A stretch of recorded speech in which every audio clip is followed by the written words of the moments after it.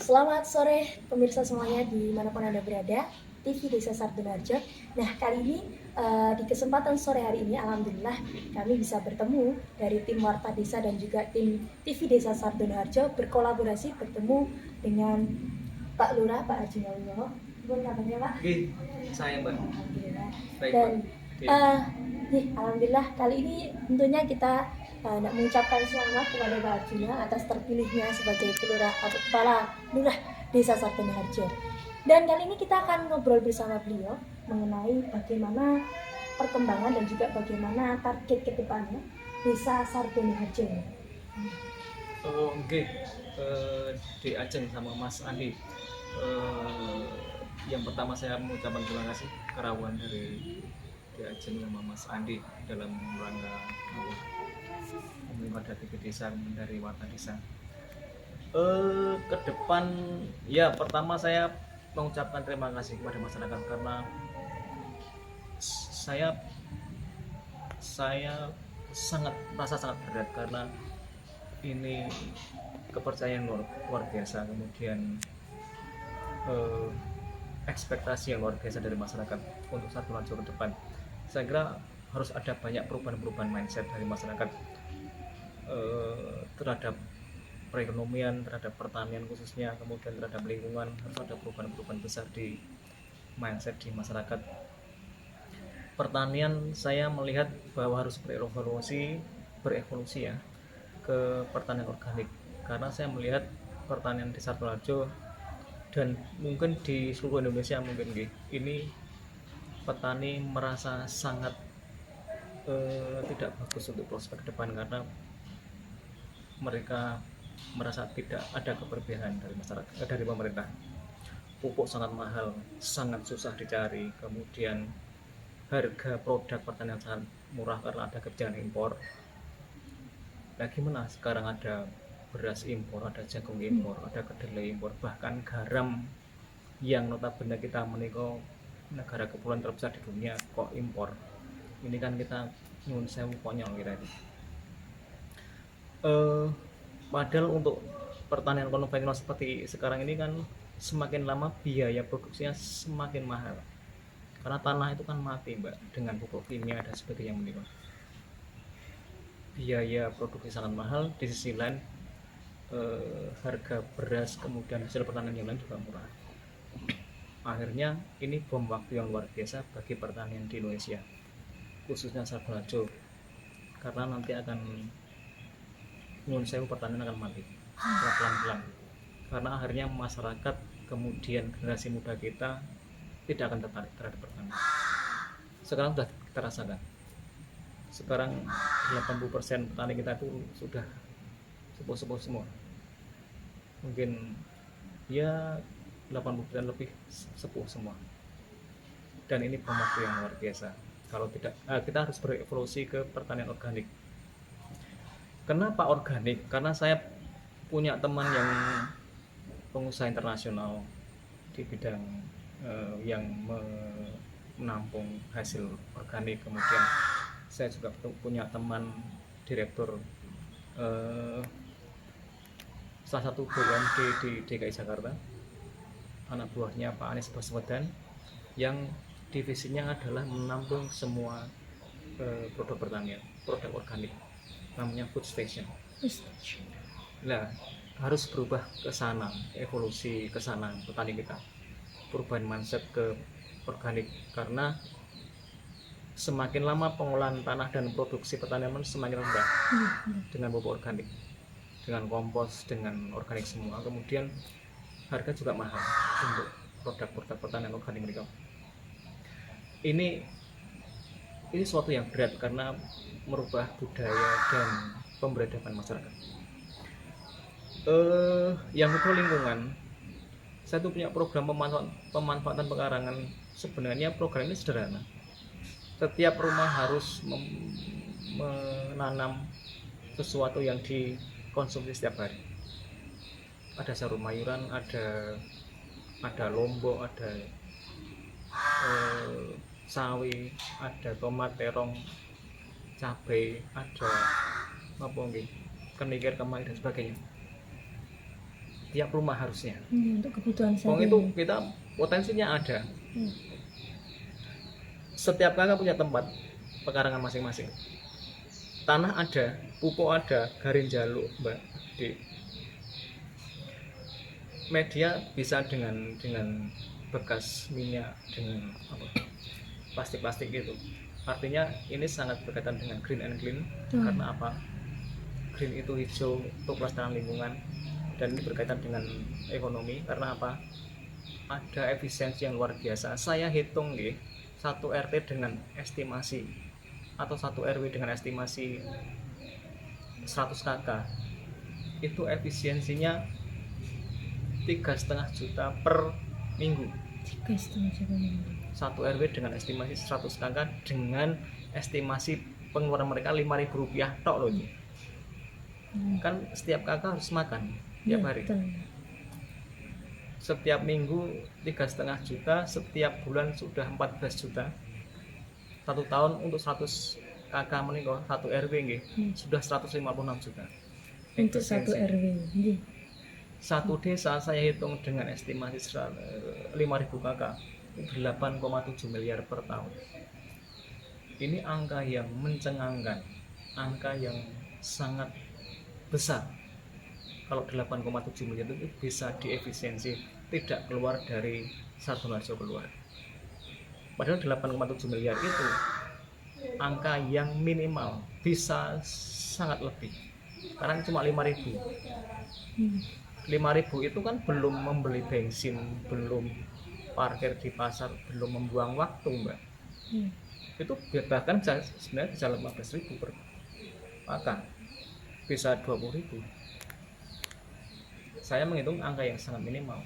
Artinya apa? Sebenarnya kita harus ada pergerakan semua dari stakeholder, dari pemuda, dari masyarakat, dari semua lembaga. Harus ada fokus visi ke depan. Harus ada gerakan. Tanpa ini nggak bisa. Kita nggak usah muluk-muluk dengan program-program. Pemanfaatan pekarangan itu program yang sangat sederhana, tetapi hasilnya sebenarnya sangat mencengangkan sebenarnya. Karena 5.000 kakak saja sudah 8,7 miliar yang diefisiensinya. 8,7 miliar kalau untuk pemberdayaan masyarakat, untuk pengentasan kemiskinan, untuk biaya pendidikan dan sebagainya sudah wis turah-turah, Mbak. Wis turah-turah. Artinya kalau kita fokus dengan green and clean ini, sebenarnya Sardoarjo akan menjadi sangat makmur. Karena apa? Makmur itu sangat sederhana. Makmur itu kalau dalam satu komunitas, dalam satu wilayah, dalam satu lingkup, uang itu diputar sendiri. Diputar misalnya dalam satu RW diputar sendiri. Diminimalkan keluar. Yang kedua, kalau bisa mendatangkan uang dari luar masuk ke komunitas maupun lingkungan tersebut, wes mesti makmur. Sangat sederhana. Uang dalam satu wilayah diminimalkan keluar, memasukkan uang dari luar, terus pasti makmur. Karena pasti ada top dan ada penyebaran di masyarakat itu kemakmuran. Sederhana sekali. Mungkin itu. Apalagi, Mbak? Mungkin dari sisi sumber daya. Oke. Semua berawal dari, saya kira, tingkat kesejahteraan dengan dua program tadi. Kalau bisa terlaksana, saya kira akan sangat signifikan di Sardoarjo. Karena petani kita tertolong, kemudian kita sudah bisa menghemat 8,7 miliar itu angka minimal. Jadi karena setiap kakak bisa menghemat yang luar biasa per bulannya atau dalam satu komunitas. Kemudian sumber daya akhirnya bisa juga tercakup. Karena apa? Ketika ada efisiensi, satu kakak bisa menabung dan sebagainya, kemudian ada kreativitas untuk memanfaatkan lingkungan, kemudian ada kreativitas dari masyarakat, dari ibu-ibu dalam tandung domestik dan sebagainya, meningkatkan ilmu terus-menerus. Karena sebenarnya tidak hanya pemanfaatan pekarangan, tetapi juga kreativitas yang lain. Ada industri kreatif, macam-macam. Alhamdulillah desa selalu mengadakan pelatihan-pelatihan karena ke depan harus betul-betul kompetensi dalam banyak hal masyarakat untuk menghadapi global, masa zaman global gitu.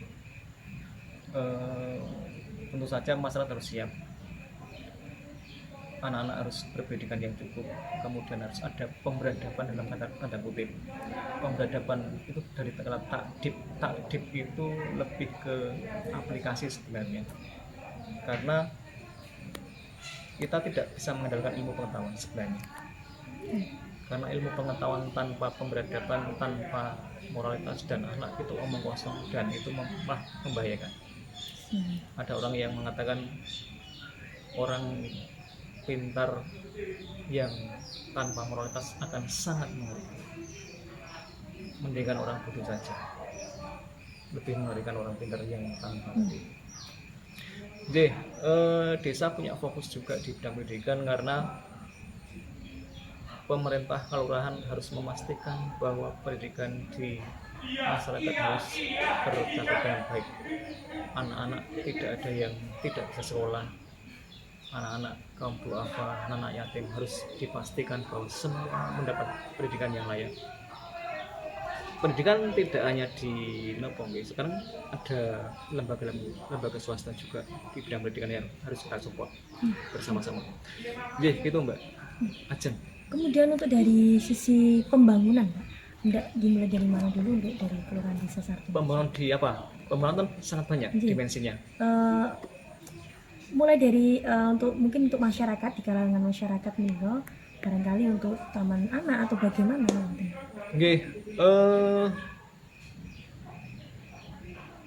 Desa sudah mencanangkan juga, sudah memprogramkan juga untuk kita itu kan sudah dicanangkan sebagai desa ramah anak, meskipun sebenarnya di masyarakat belum ada pemahaman dan kesadaran. Jadi pemahaman dan kesadaran itu sangat penting di masyarakat sampai tingkat ke individu. Nah, kenapa disebut ramah anak? Artinya apa? Setiap wilayah, setiap kampung, setiap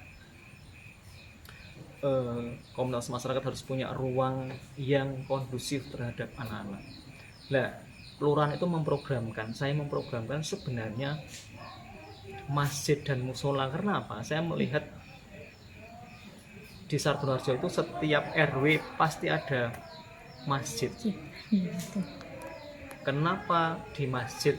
Karena masjid itu bisa menjadi tempat sebagai ruang publik warga yang juga bisa ramah anak. Ramah anak itu kan bisa didesain, Mbak. Ada permainan, ada ayunan, ada macam-macam.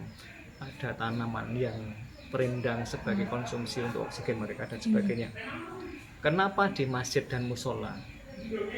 Karena yang terjadi adalah 1-2 tempat itu membangun, ada balai RW, ada balai RT dan sebagainya, yang akhirnya nanti ke depan tanah-tanah desa akan habis untuk itu. Padahal apa? Masjid dan musola itu kan bisa dimanfaatkan. Masyarakat sudah punya itu semua. Loh, kenapa tidak dimanfaatkan? Didesain kemudian dibangun sebagai tempat yang sangat menyenangkan untuk anak-anak, remaja, pemuda dan sebagainya. Musola dan masjid. Desa ada program untuk wifi nanti semua masjid dan musola. Karena dengan orientasi bahwa masjid dan musola menjadi ruang publik warga. Kenapa ruang publik warga? Karena saya pengen semua masyarakat dari usia dini, remaja, pemuda nanti familiar dengan masjid. Kenapa saya berangkat dari situ? Karena saya terinspirasi dengan Masjid Jogokarian. Jogokarian itu menjadi role model masjid paling bagus di seluruh Indonesia karena menjadikan masjid sebagai pusat sentral kegiatan masyarakat. Dan Jogokarian kenapa jadi seperti itu? Ternyata sederhana. Inspirasi dari Jogokarian adalah, atau Masjid Jogokarian adalah menjadikan masjid seperti masjid zamannya Kanjeng Nabi. Masyarakat Madinah, masyarakat Mekah itu semua kegiatan sosial, semua kegiatan di masyarakat Madani, Madinah itu semua di masjid. Umar latihan bela diri di masjid, kemudian masyarakat berkumpul untuk menentukan regulasi untuk menentukan apa-apa semua di masjid semua di masa Kanjeng Nabi itu. Bahkan Kanjeng Nabi itu pernah dilamar oleh seorang perempuan di masjid. Itu semua kegiatan masyarakat di masjid semua.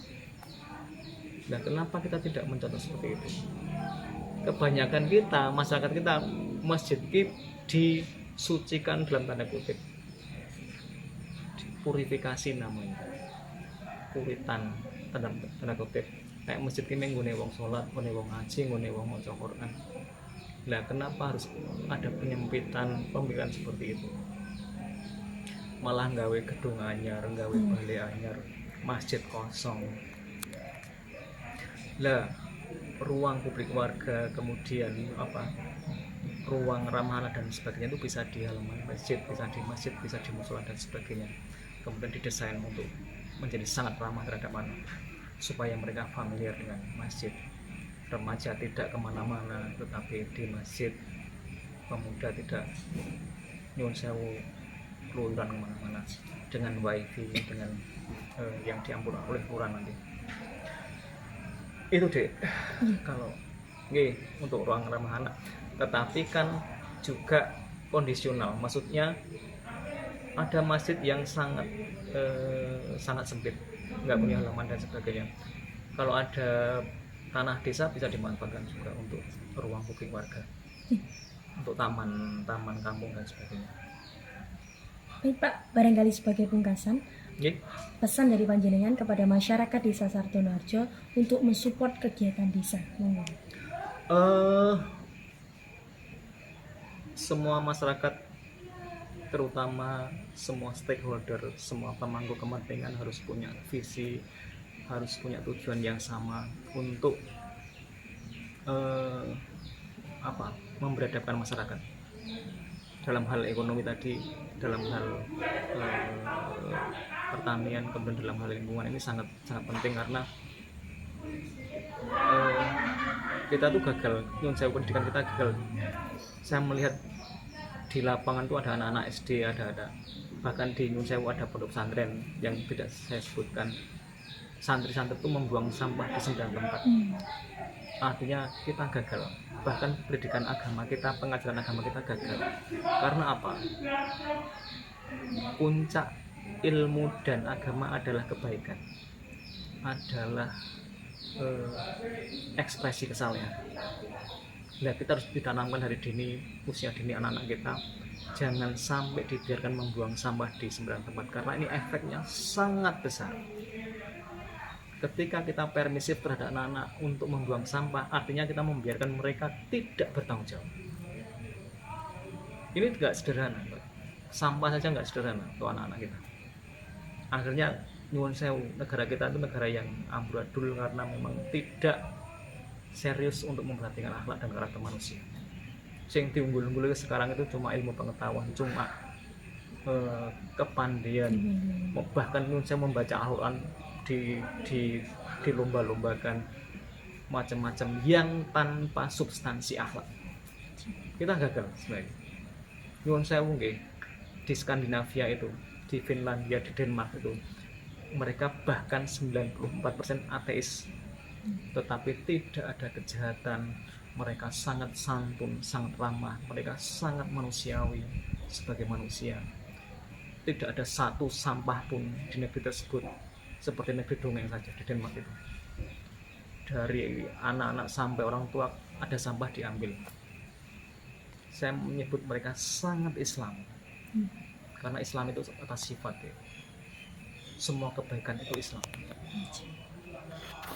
Mereka yang ateis sangat Islami, kita yang Islam sangat tidak Islami. Masyarakat harus, agama kita harus menjadi agama yang ramah,